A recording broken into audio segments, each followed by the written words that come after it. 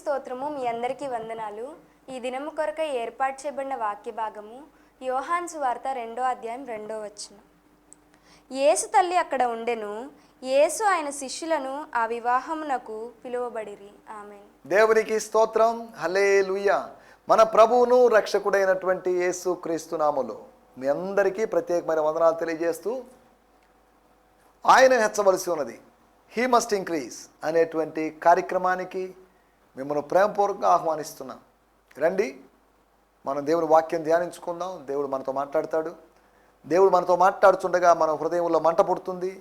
ఆత్మ సంబంధమైన మంట పుట్టినప్పుడు మనం దేవుని కొరకు పని చేస్తాం. మనల్ని మనం ప్రభు చేతికి సమర్పించుకుంటాం. ఇట్టి కార్యాలు జరుగుతాయి కనుక ప్రార్థనాపూర్వకంగా సిద్ధపడి ఉన్నారని నేను భావిస్తున్నాను.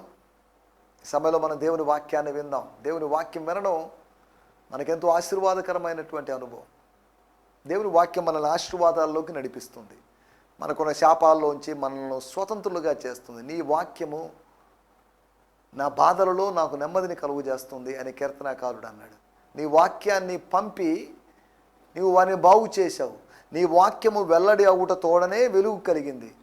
నేను మీతో చెప్పిన మాటను బట్టి మీరు పవిత్రులై ఉన్నారు అని యోహాను సువార్త 15వ అధ్యాయంలో ప్రభు చెప్పాడు. వాక్యము వినడం వల్ల విశ్వాసం కలుగుతుంది అని రోమాపత్రిక 10వ అధ్యాయంలో చెప్తుంది. కాబట్టి వాక్యం వినడం ద్వారా వీటిని విని గైకును వాడు ధన్యుడు అని దేవుని వాక్యంలో రాయబడింది. కాబట్టి వాక్యం వినడం వల్ల ఎన్నో ఆశీర్వాదాలు ఉన్నాయి. కాబట్టి వాక్యం విందాం, వాక్యం విని మేలు పొందుదాం. ఈ సమయంలో మనం దేవుని వాక్యాన్ని చదువుకుందాం. యోహాను సువార్త 2వ అధ్యాయం 2వ వచనం. Gospel according to John 2nd chapter 2nd verse. యేసు తల్లి అక్కడ ఉండెను. యేసు తల్లి అక్కడ ఉండెను. యేసును ఆయన శిష్యులను ఆ వివాహమునకు పిలువబడిరి. దేవునికి స్తోత్రం. నేను చదువుతున్నాను. Together with him and his disciples. Mary the mother of Jesus was invited together with him and his disciples. దేవునికి స్తోత్రం. ఈ కార్యక్రమాన్ని ఎవరైనా మొట్టమొదటిసారి చూస్తున్నట్లయితే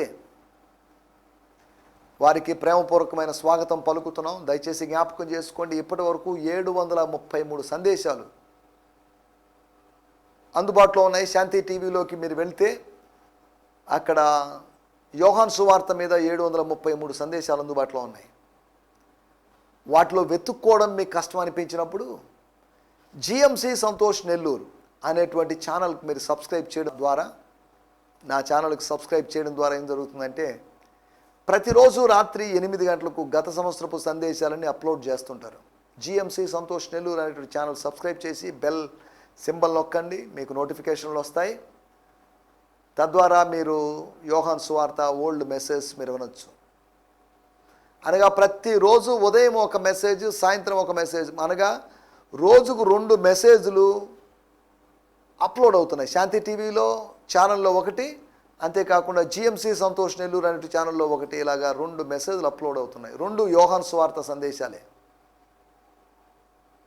కాబట్టి మీకు మంచి అవకాశం వాక్యము వినడానికి, వాక్యం నేర్చుకోవడానికి, వాక్యంలో బలపడడానికి. కొలసీ పత్రిక 3వ అధ్యాయంలో రాయబడింది, క్రీస్తు వాక్యము మీలో సమృద్ధిగా నివసింపనీయుడి. దేవుని వాక్యం మీలో సమృద్ధిగా ఉండాలి. ఈ రోజులో సమృద్ధిగా చాలామందిలో లేదు, స్వల్పంగా ఉన్నంతవరకే.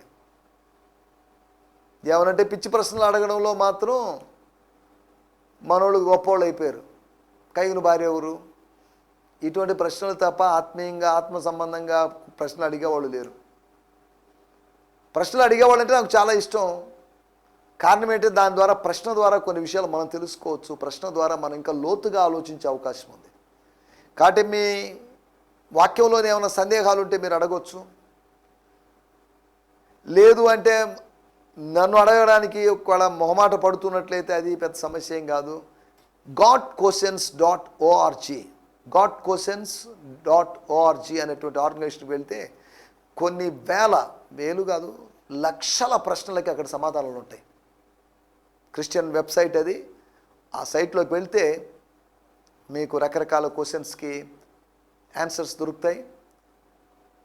కనుక ఆ మంచి అవకాశాన్ని వినియోగించుకోండి. నెట్ ద్వారా అనవసరమైన వీడియోలు, పొలిటికల్ కామెంట్స్తో కూడుకున్నటువంటి వీడియోలు, లేకపోతే పొలిటికల్ న్యూస్ సంబంధించిన వీడియోస్, వాటిని చూసే సినిమా న్యూస్ సంబంధించిన వాటిని చూసేదానికన్నా ఆత్మ సంబంధమైనటువంటి విషయాలు తెలుసుకోవడానికి ఛానల్స్ చూస్తూ ఆత్మీయంగా బలపడాల్సిందిగా మిమ్మల్ని ప్రేమపూర్వకంగా కోరుతున్నాం. రండి, యెహోవాను గూర్చిన జ్ఞానము సంపాదించుకుందాము అని ప్రజలు మాట్లాడుకున్నారట. మాట్లాడుకున్నారో లేకపోతే మాట్లాడుకుంటారో మనకు తెలియదు. రాబోయే రోజుల్లో మాట్లాడుకునే అవకాశం ఉంది. మిలేనియంలో మాట్లాడుకుంటారు, లేదా 1000 ఏళ్ల పరిపాలనలో మాట్లాడుకుంటారు. నేను ఇవన్నీ ఎందుకు చెప్తున్నాను అంటే, యెహోవాను గూర్చిన జ్ఞానం మాకు కొన్ని విషయాలు చెప్పండి, మాకు కొన్ని విషయాలు నేర్పించండి అని అడిగేవాళ్ళు కావాలి. దాహము తపన కలిగిన వాళ్ళు కావాలి. ఈ రోజులో దాహము తపనలు ఎవరికి లేవు. వాళ్ళ డినామినేషన్లతో, వాళ్ళ సంఘాలతో, వాళ్ళ మత శాఖలతో వాళ్ళు పరిమితమై అంటుకట్టబడి వాళ్ళు ఏం బోధిస్తారో అంతకు మించి తప్ప దానికి మించి విశ్వాసులు ఏమాత్రం తెలుసుకోలేని పరిస్థితిలో ఉన్నారు. అక్కడక్కడ గమనించండి, కేవలం టెక్స్ట్ బుక్స్ మాత్రమే కాదు, పిల్లలు ఎక్స్ట్రా నాలెడ్జ్ కూడా సంపాదించుకుంటుంటారు. కొన్నిసార్లు ఆ ఎక్స్ట్రా నాలెడ్జ్ వాళ్ళకి అడ్వాంటేజ్గా మారుతుంది. కేవలం సిలబస్ ప్రకారం సిలబస్ని కూడా దాటి వాళ్ళు ఆ పాఠ్య ప్రణాళికను దాటి కూడా వాళ్ళు ఎక్కువగా చదవడం వల్ల, తెలుసుకోవడం వల్ల వాళ్ళకి ప్రయోజనకరం ఉంటుంది. అంటే బైబిల్ని దాటి ఏదో నేర్చుకోమని కాదు, బోధించబడుతున్న మన పుల్పిట్స్ మీద ఆదివారం, ప్రతి ఆదివారం నేను మా స్థానిక సంఘంలో బోధిస్తాను. కానీ దానికి కొన్ని పరిమితులు ఉన్నాయి. వచ్చేటటువంటి విశ్వాసులు, రకరకాల విశ్వాసులు, వాళ్ళకి లోతైన విషయాలు నేర్పించలేకపోవచ్చు. కానీ ప్రతి ఆదివారం నేను 1 గంట సేపు వాక్యం చెప్పడానికి నేను నానా ప్రయాసపడతాను. వాళ్ళకేమో సత్యాన్ని ప్రజెంట్ చేయాలి. ఏదో ఆషామాషి ఒక చిన్న ప్రసంగం చేయడం అనేది కాదు. ఒకడు బోధించినట్లా దేవోక్తులను బోధించినట్టు బోధించాలి. పెట్ట కథలు, కట్టుకథలు చెప్పడానికి కాదు వేదిక మీద నిలబడింది నేను. క్రీస్తును ప్రజెంట్ చేయాలి. గత దినాల్లో అక్కడక్కడ నేను కొంతమంది ప్రజల యొక్క క్రిస్మస్ సందేశాలు అవన్నీ వినడం జరిగింది. కొంతమంది కాపర్ల గురించి, కొంతమంది దేవదూతల గురించి, కొంతమంది జ్ఞానుల గురించి, కొంతమంది పశువుల శాఖ మర్మాలని, పశువుల శాల యొక్క మర్మాలని, ఆ తార యొక్క మర్మాలని. ఎందుకండి ఇవన్నీ? యేసును గురించే సంగతులు చెప్పండి రా బాబు అంటే ఎన్ని వదిలేసి జ్ఞానుల గురించి చెప్పడం ఏంటి? యేసును చెప్పాలి, యేసును ప్రజెంట్ చేయాలి. దాన్ని మర్చిపోయి ఏదేదో అనవసరమైన విషయాలన్నీ మనం బోధిస్తూ యేసును గురించి చెప్పండి అన్నాను గురించి చెప్తున్నారు, యేసును గురించి చెప్పండి సిమియోను ప్రవక్త గురించి చెప్తున్నారు. యేసును గురించి చెప్పలేదు. మనల్ని రక్షించి మన కొరకు ప్రాణం పెట్టి తిరిగి లేచినట్టు యేసు ప్రభుని చెప్పమంటే ఎంతసేపటికి మొదటి రాకడ గురించే ధ్యానిస్తున్నారు. కానీ రెండవ రాకడ గురించి ధ్యానించి రెండవ రాకడకు సంబంధించిన మర్మాలు తెలుసుకుంటూ రెండవ రాకడ కొరకు ఎలా సిద్ధపడాలి? మొదటి రాకడ కొరకు మనం సిద్ధపడాల్సిన అవసరం లేదు, అది జరిగిపోయింది. ఇప్పుడు మనం సిద్ధపడాల్సింది ఏదైనా ఉంది అంటే రెండవ రాకడ కొరకే. దాన్ని వదిలిపెట్టేసి సంవత్సరం డిసెంబర్ నెలంతా ఇదే పనిగా రెస్ట్లెస్గా ప్రసంగికులు, విశ్వాసులు ఉండడం నిజంగా ఎంతో విచారకరమైన పరిస్థితి. మనలో ఎప్పుడు మార్పు వస్తుంది? మన విశ్వాసంలో మార్పులు రావాలి. దాని కొరకు నేను ప్రార్థన చేస్తున్నాను. నాలో మార్పును కలుగు చేసిన దేవుడు అనేకుల్లో మార్పు కలుగు చేయగలడు. నిన్ను నన్ను దేవుడు మార్చాలని చూస్తాడు. వాక్యానుగుణంగా మనల్ని మార్చాలనుకుంటాడు. He want to change us according to his word, his will. ఒక డినామినేషన్కి తగినట్టుగా నిన్ను మార్చాలని కాదు, ఒక మత శాఖకు తగినట్టుగా నిన్ను మార్చాలని కాదు, తన వాక్యానికి, మహిమ కలిగినట్టు వాక్యానికి తగినట్టుగా నిన్ను మార్చాలి. అది దేవుని యొక్క ప్రణాళిక. దేవునికి స్తోత్రం, హల్లెలూయా. ఈ సమయంలో మనం దేవుని వాక్యాన్ని ఆలోచిద్దాం. గత ఎపిసోడ్లో మనం శిష్యుల జీవితాల్లో జరిగేటువంటి కార్యాల గురించి 5 విషయాల గురించి మనం ఆలోచించాం. వాళ్ళు ఎరగబడతారని, వారు నిర్ణయించబడ్డారని, వాళ్ళు పిలువబడ్డారని, నీతిమంతులుగా తీర్చబడ్డారని, పడబోతారని లేకపోతే పడ్డారు అని ఈ విషయాలు మనం ఆలోచించడం జరిగింది. ఈ సమయంలో మనం 2వ అధ్యాయము 2వ వచనం చదువుకున్నాం. మన మూలవాక్యం అది. అక్కడ రాయబడిన మాటలు, మొదటి వాక్యాన్ని మనం కొద్దిగా చదివితే, మొదటి వచనం 2వ అధ్యాయం 1వ వచనం చదివితే మనకు కొన్ని విషయాలు అర్థమవుతాయి. 3వ దినమున గలిలయలోని కానా అను ఊరిలో ఒక వివాహము జరిగెను. 3 days later, 3 రోజుల తర్వాత అని ద వాయిస్ తర్జుమాలో రాయబడింది.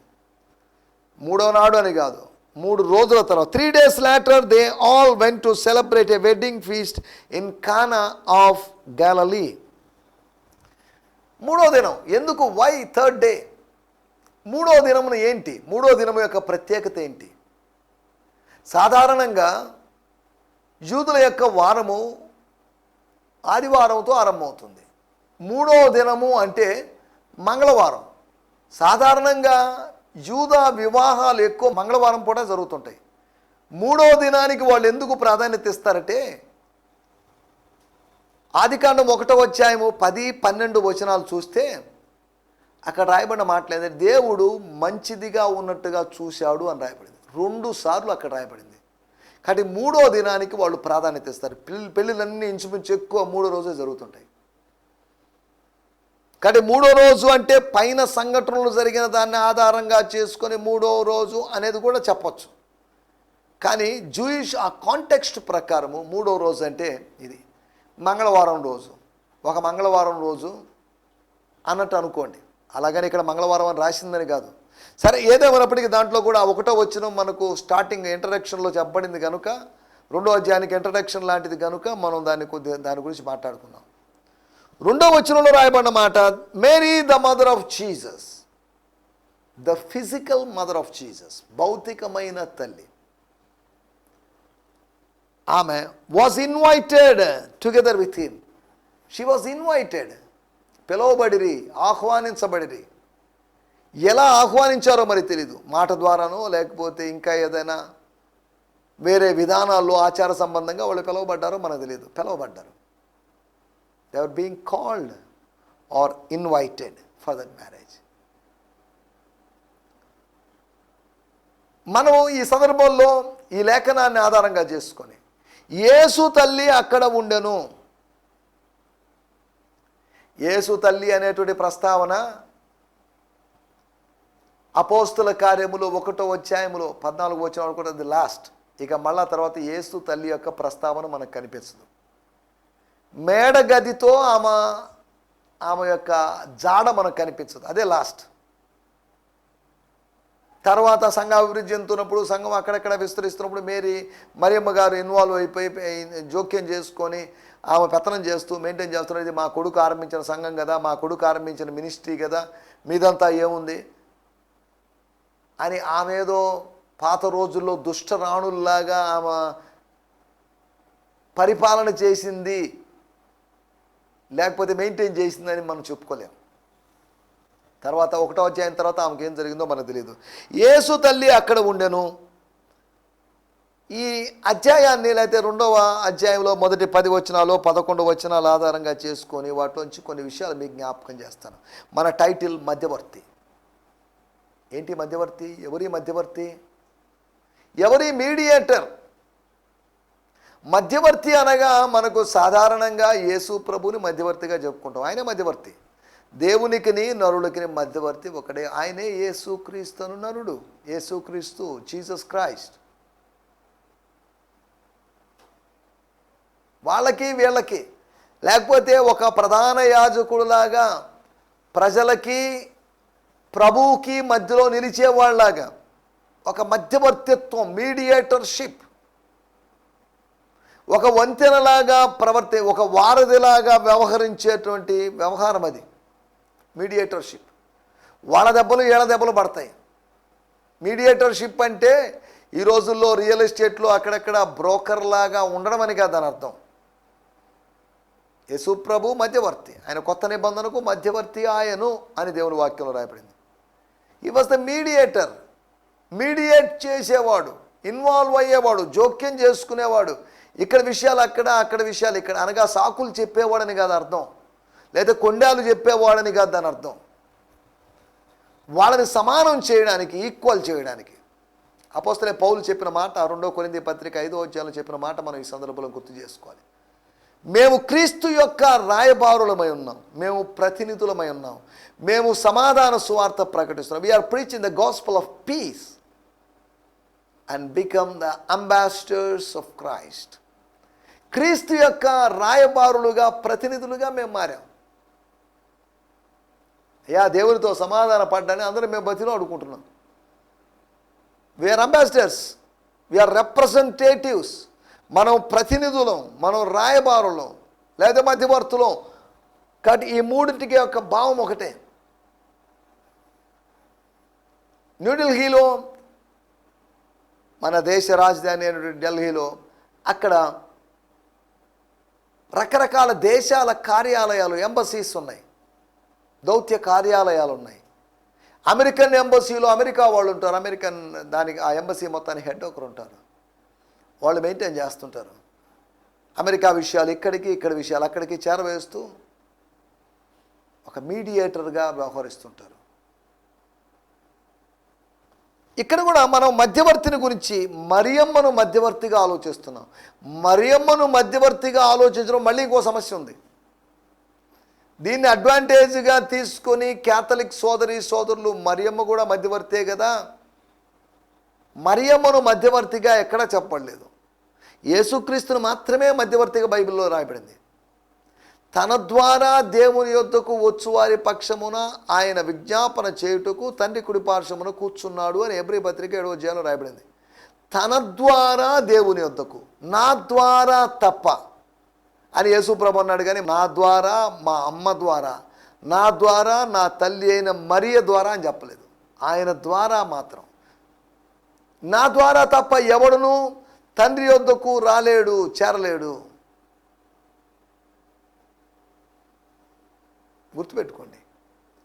కాబట్టి మానవ మధ్యవర్తుల యొక్క అవసరత లేదు. కానీ మానవునికి మధ్యలో మానవ మధ్యవర్తులు ఉన్నారు.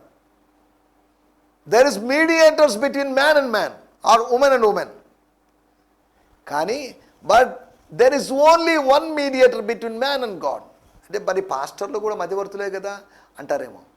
పాస్టర్లని, కాపరులను, అపోస్తలను, ప్రవక్తలను, సువార్థికులను, ఉపదేశకులను వీళ్ళని ఎక్కడ మధ్యవర్తులు అని చెప్పలేదు. కాకపోతే మధ్యవర్తిత్వపు పరిచర్యలో వాళ్ళు పాల్గొంటున్నారు. అమ్మ మీకోసం మేము ప్రార్థన చేస్తాం, లేకపోతే మా కోసం మీరు ప్రార్థన చేయండి, మీది ఏమైనా ప్రార్థన రిక్వెస్ట్ ఉంటే చెప్పండి అని మనం అడుగుతున్నాం, అంతవరకే. కానీ ఎవరి స్తోత్రం, దేవుని సేవకులమైన మేము మెడిటేటర్సే కానీ మీడియేటర్స్ కాదు. మీడియేటర్గా కూడా అప్పుడప్పుడు పెళ్ళిళ్ళ పేరయ్యలాగా బిహేవ్ చేస్తుంటాం. రెండు పార్టీల మధ్యలో, రెండు పార్టీలు అంటే మళ్ళీ రాజకీయ పార్టీల గురించి కాదు, రెండు వర్గాల మధ్యలో, లేకపోతే ఒక కుటుంబ సభ్యులు అనుకుందాం, అన్నాచెల్లెల మధ్యలో, లేకపోతే అక్కా తమ్ముళ్ళ మధ్యలో, అక్కా చెల్లెల మధ్యలో, వేరు ఫ్యామిలీస్ కానీ ఒకే సంఘానికి వస్తున్న వాళ్ళ మధ్యలో సమస్యలు పరిష్కరిస్తూ ఇలా వేరు బాధ్యతలు ఉంటాయి సంఘ కాపరికి. మధ్యవర్తి, మరియ గారు మధ్యవర్తి. మరియ గారు మధ్యవర్తి అంటే మధ్యవర్తికి ప్రార్థన చేయొచ్చు అని కాదు. అలాగైతే మధ్యవర్తి అయిన యేసుకు ప్రార్థన చేయాలి, యేసుకు ప్రార్థన చేయాలి, యేసు నామాన్ని ఉపయోగించి తండ్రికి ప్రార్థన చేయాలి. యేసు దేవుడు, మరియ దేవుడు కాదు. మరియమ్మ గారిని అక్కడ దేవుని కుమార్తె అని చెప్పలేదు, కానీ ఆమె దేవుని కుమార్తె, ఆమె పరిశుద్ధురాలే. ఆమె గురించి వాక్యము నేను పురుషుని ఎరగని దానినే అని చెప్పింది. అంటే దాని అర్థం ఆమె యొక్క పరిశుద్ధత. ఆమె యొక్క పరిశుద్ధత అనగానే ఆమె చచ్చిపోయిన తర్వాత ఆమెకు ఎవరో పోపు ఆమెకు పరిశుద్ధురాలుగా ప్రకటించారని కాదు. మన మదర్ తెరీసా గారినో వాళ్ళనో వీళ్ళనో సెయింట్స్ అని ప్రకటించినట్టుగా మరియమ్మనో అన్నమ్మనో ఎవరు సెయింట్ అని ప్రకటించలేదు. చచ్చిపోయిన తర్వాత ఎవరో ప్రకటించడం కాదు చేయాల్సింది, బతికుండగానే ప్రభువు మనల్ని పరిశుద్ధులుగా ప్రకటించాలి. ఆయన తన వాక్యం ద్వారా మనల్ని పరిశుద్ధులుగా చేయాలి.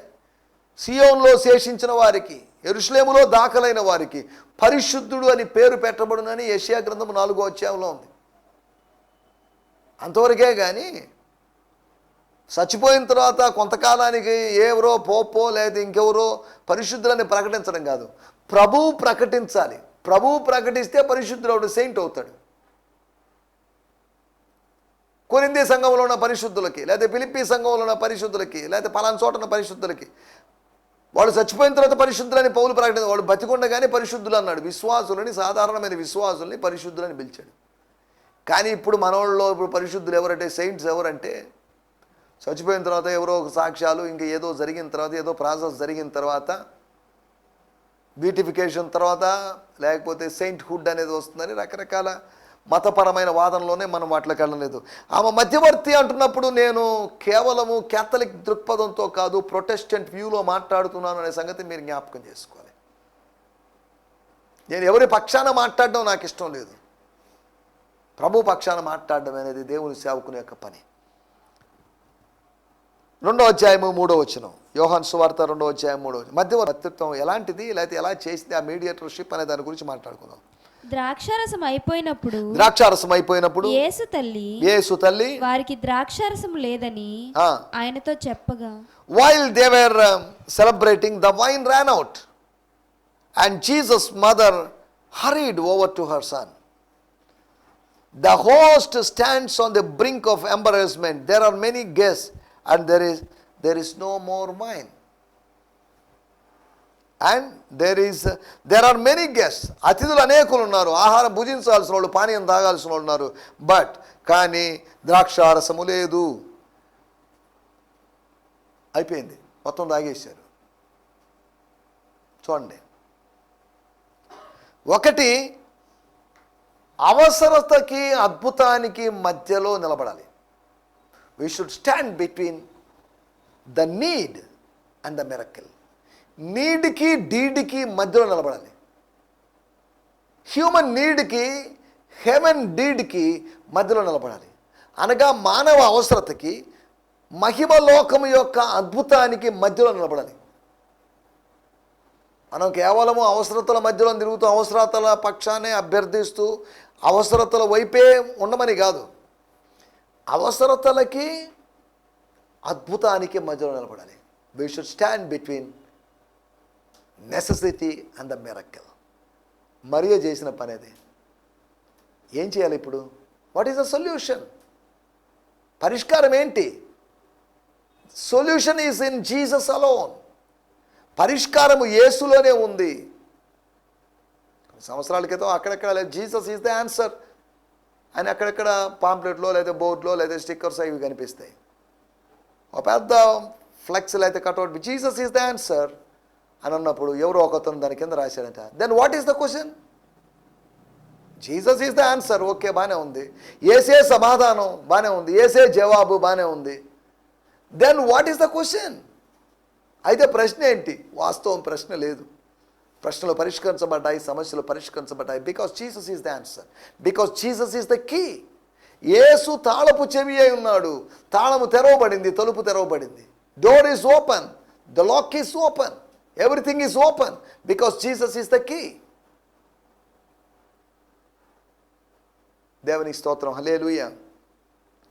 ఒకటి మనం ఆలోచిస్తున్నట్టు విషయం, ఆమె అయితే మరియలాగా మనం కూడా అవసరతలకి అద్భుతాలకి మధ్యలో నిలబడాల్సిన అవసరం ఉంది. Standing in the gap between needs and deeds. దేవుని స్తోత్రం, హల్లెలూయా. రెండో విషయాన్ని నేను మీకు జ్ఞాపకం చేస్తాను. యోహాను సువార్త 2వ అధ్యాయము 5వ వచనం. స్తోత్రం, స్తోత్రం. ఆయన తల్లి పరిచారకులను చూచి, ఆయన మీతో చెప్పునది చేయుడనెను.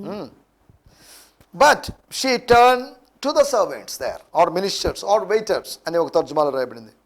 Do whatever my son tells you. నా కుమారుడు మీకు చెప్పేవి చేయండి అన్నట్టుగా రాయబడింది ఇక్కడ. నా కుమారుడు అని కాదు, ఆయన మీతో చెప్పన. ఇక్కడ కొద్దిగా మై సన్ అనే మాట ఉపయోగించారు. But she turn to the servants. ఆ పరిచారకుల వైపు, పనివారి వైపు, సేవకుల వైపు తిరిగింది.